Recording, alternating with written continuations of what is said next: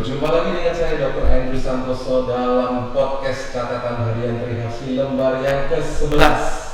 Ya, kali ini kita punya judul yang cukup menarik, yaitu seakan dunia bergoncang karena vertigo. Ya, hadir bersama kita di studio podcast RS Trihasi Surakarta Dr. Raden Andi Aryo Tejo, spesialis neurologi yang bareng-bareng sama kita. Selamat datang dokter ya, di podcast kita. Terima kasih Dr. Andrew.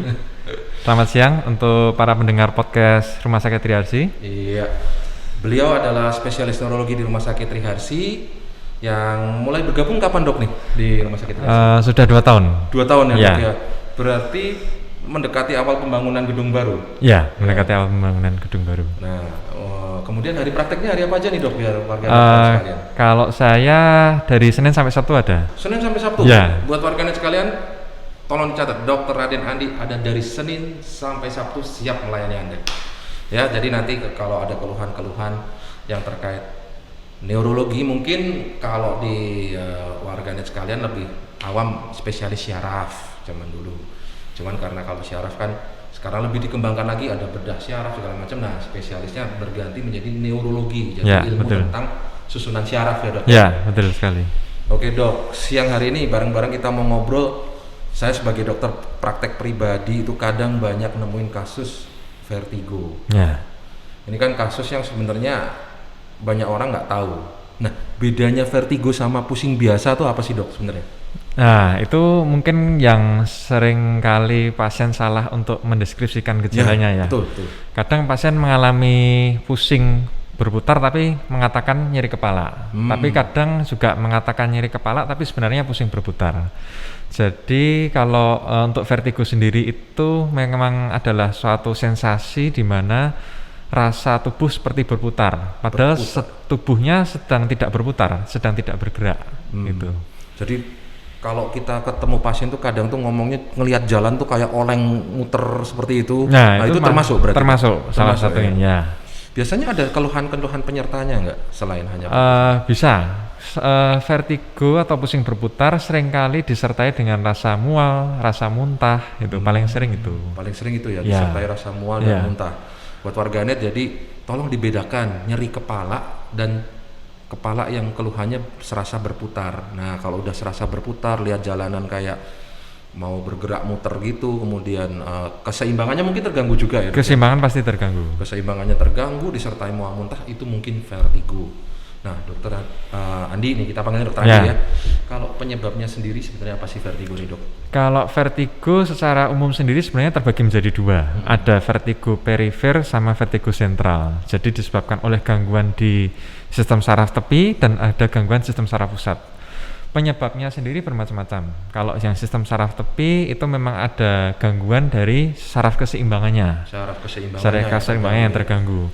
Sedangkan kalau yang vertigo sentral atau yang sistem saraf pusat itu memang penyebabnya bisa macam-macam, bisa stroke, bisa karena trauma kepala, bisa karena infeksi selaput otak, gitu. Jadi memang penyebabnya bermacam-macam sekali. Banyak ke arah dari faktor luar ya. Dari arah faktor luar. Ya. Kalau itu sendiri usia sendiri mempengaruhi nggak? Kalau lebih tua dia lebih mudah vertigo atau memang dari muda bisa aja vertigo terjadi gitu? Sebenarnya kalau usia justru lebih banyak di dewasa muda, ya dewasa muda. Cuman memang tidak menutup kemungkinan yang usia tua pun juga bisa mengalami. Karena kalau semakin tua usia, otomatis penyakit-penyakit seperti hipertensi, penyakit seperti gula, penyakit stroke itu juga mulai bermunculan sehingga dapat menyebabkan gejala vertigo juga. Kalau di usia muda malah lebih mudah, lebih banyak juga, iya. Terjadi ya. Banyak terjadi. Itu biasanya juga. Kalau di usia muda lebih ke arah yang perifer atau sentral dok? Kalau yang usia muda lebih ke arah perifer. Perifer. Ya, lebih banyak perifer. Sedangkan kalau yang usia tua lebih banyak ke arah sentral. Berarti gangguan di pusat keseimbangannya sendiri. Ya, gangguan di pusat keseimbangan. Itu biasanya kebiasaan apa sih yang bisa bikin kayak gitu tuh pada usia mudanya? Kalau pada usia muda biasanya dipengaruhi oleh perubahan posisi.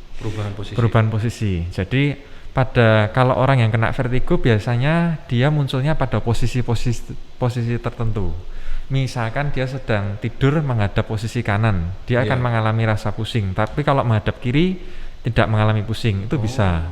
karena memang ada gangguan di tadi sistem saraf keseimbangannya. Keseimbangannya. Ya.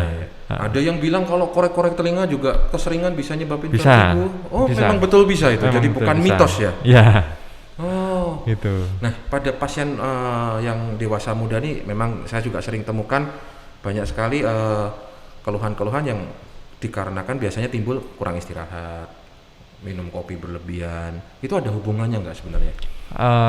Kalau kurang istirahat ya memang bisa menyebabkan vertigo juga ya, tapi seringnya mungkin kalau hal-hal yang lain misalkan aktivitasnya terlalu berat ya, kemudian mungkin konsumsi alkohol itu juga bisa mempengaruhi ya. Wah, ini buat para anak malam ya kan yang suka dugem kalau zaman sekarang bilangnya kan. Nah, itu alkohol bisa menyebabkan vertigo. Bisa menyebabkan vertigo juga. Wah, saya baru tahu, untung saya udah berhenti. Kelepasan kan. Oh, berarti pada usia muda ini lebih arah ke istirahatnya harus cukup, kemudian kurangi konsumsi alkohol kalau bisa berhenti kan ya dok ya kalau ya pada vertigo seperti ini. Nah, kalau seperti itu tuh gimana sih kita bisa kalau udah kena nih? Gimana kita bisa untuk nggak kambuh-kambuhan? Apakah itu akan kambuh-kambuhan terus atau bisa sembuh sempurna sebenarnya? Ya, sebenarnya kalau yang dari vertigo sistem saraf tepi atau perifer itu sebenarnya bisa sembuh. Bisa sembuh. Bisa sembuh. Untuk penanganan awal sebenarnya kalau pada saat mengalami serangan itu sebaiknya memang memejamkan mata dan duduk. Memejamkan mata dan duduk. Ya. Tapi kalau misalkan sedang posisi tiduran atau posisi tertidur, diusahakan menghindari arah di mana dia mengalami vertigo. Misalkan pusingnya. Misalkan dia menghadap kiri mengalami vertigo, berarti dia harus menghindari arah kiri. Dia lebih cenderung telentang atau ke arah kanan. Dan berusaha tidurnya posisinya agak lebih tinggi, bantalnya agak tinggi. Bantalnya lebih tinggi. Ya, bantal mungkin. Ya. Kemudian kalau untuk penanganannya sendiri nanti memang ada obat-obatan maupun dengan menggunakan manuver-manuver khusus. Ya, ada manuver-manuver khusus yang kita ajarkan supaya nanti vertigonya dapat hilang. Manuver khususnya nggak masuk fisioterapi ya, berarti memang hanya bisa dilakukan sendiri di rumah? Ya, manuver khususnya itu bisa dilakukan sendiri di rumah bisa, atau dengan bantuan oleh dokter juga bisa. Oke. Ya, buat warganet yang usia muda nih, hati-hati pada saat perubahan posisi, ya. Apalagi kalau lagi kambuh, usahakan untuk menutup mata, duduk dulu terlebih dahulu sampai tenang. Soalnya kan bahaya juga kalau lagi naik kendaraan atau apa, Anda tiba-tiba kambuh kan cukup berbahaya. Nah, kalau pada yang usia tua tadi lebih banyak cenderung karena ada faktor komorbid lain ya dok? Ya, faktor komorbid lain. Jadi seperti diabetes, hipertensi itu memang mempengaruhi keluhannya. Ya, mengaruhi keluhannya. Berarti kalau yang tua mungkin lebih ke arah terkontrol ya dok ya? Ya, lebih ke arah terkontrol. Lebih ke arah terkontrol. Untuk makanan-makanan sendiri, minuman apa gitu, ada yang bisa memicu nggak sih dok sebenarnya? Kalau untuk makanan dan minuman sebenarnya tidak ada ya, tidak ada yang memicu ke arah vertigo, tidak ada. Murni hanya paling sering dari aktivitas perubahan posisi kepala itu paling sering pengaruh itu. Nah, kan tadi bisa dengan terapi-terapi biasa. Kadang di FKTP, di dokter pribadi kan sudah ngasih satu jenis obat membaik. Kapan sih kita secara pribadi nih saya memilih harus ke spesialis nih? Pada saat seperti apa? Beratnya kayak apa sih kita sampai ini harus ke spesialis nih, nggak bisa lagi cuma minum obat biasa gitu. Ya, jadi kalau vertigo yang kita tangani itu biasanya memang kalau keluhannya dia tidak hilang-hilang. Jadi munculnya sering terus-menerus ya. Kemudian apabila disertai mual muntah hebat, kadang disertai mual muntah hebat itu juga harus segera ke dokter ya, ke dokter, khususnya dokter spesialis saraf atau neurologi ya. Kemudian atau disertai dengan gejala-gejala lain, misalkan disertai ada bicara pelo atau ada kelemahan salah satu sisi tubuh, itu menandakan bahwa memang ada gangguan lain yang lebih berat selain vertigonya itu. Jadi gangguan utamanya lebih berat, tetapi juga memiliki gangguan seperti vertigo. Ya. Oke. Jadi buat warganet sekalian, kalau misalkan mual muntahnya hebat, nggak terkontrol, kemudian ada pelo, kelemahan sisi tubuh, buat orang tua mungkin ini lebih cenderungnya juga, jangan ragu untuk segera menghubungi dokter spesialis. Dokter Andi siap melayani Anda di Rumah Sakit Triharsi Senin sampai Sabtu loh. Jadi itu bukan luar biasa, itu suatu hal yang luar biasa komitmennya untuk melayani masyarakat. Nah, vertigo sendiri kan kadang sering salah dengan sefalgi ya, mungkin nyeri kepala biasa. Sedangkan ini adalah mungkin bisa dikasih gambaran dok bahwa ilmu sefalgi itu seluas apa sih? Ada berapa gini kok sampai kita tuh harus waspada, bedain ini vertigo, bedain ini sakit kepala gitu. Jadi orang biar warganet sekalian tahu ini apa gitu. Ya. Kalau sebenarnya kalau nyeri kepala itu lebih digambarkan seperti rasa cekot-cekot ya. Jadi kepalanya merasa seperti berdenyut, bisa nyeri berdenyut, bisa nyeri seperti tertekan ya. Kalau nyeri kepala lebih ke arah sana. Tapi kalau vertigo itu lebih ke arah rasa pusing berputar. Lebih ke arah rasa pusing berputar. Walaupun memang ada penyakit yang memang munculnya bersamaan. Antara nyeri kepala dan pusing berputar bisa muncul bersamaan. Bisa muncul bersamaan. Contohnya misalkan pada migrain vestibular namanya. Migrain vestibular. Ya, kalau migrain vestibular jadi dia ada dua gejala yang bersamaan, yaitu nyeri kepala dan pusing berputar. Ya. Jadi itu migrainnya tapi di area vestibular. Mungkin vestibular itu area keseimbangan yang ada di telinga ya, dok. Ya, betul sekali. Nah, kalau kayak gitu mungkin juga perlu dicermati juga pada saat ada gangguan organ enggak juga ya, dok ya? Ya. Kalau kayak gitu. Kalau gangguan organ ya paling sering ya telinga ya, karena terus terang kalau saraf keseimbangan itu letaknya salah satunya ada di dalam telinga. Sehingga apabila ada gangguan organ dalam, salah satunya organ telinga ya, itu juga bisa mempengaruhi keseimbangan tadi. Oke, jadi warganet sekalian hati-hati dan jaga telinga Anda. Waktu itu sudah dokter Neti kasih tentang pendengaran ya kan, ini dokter Raden Andi juga jelasin bahwa gangguan keseimbangan pun bisa dipengaruhi karena organ keseimbangannya ada di dalam telinga.